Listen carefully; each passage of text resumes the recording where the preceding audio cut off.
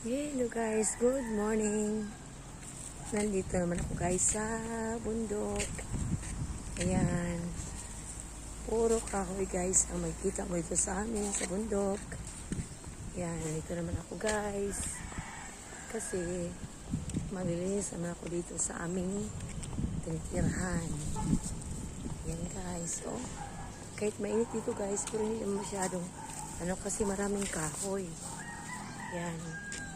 Naglalakad ako guys kasi kababa ko lang sa bus. Ayan, ang ganito guys, oh. Wala lang mainit.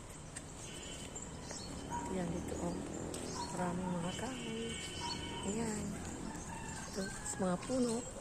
Kahit saan ka titingin guys, maraming puno. Kaya gusto ko talagang tumira dito. Kasi ang ganda dito guys. Yan o. Yan o. Yan. Maganda dito.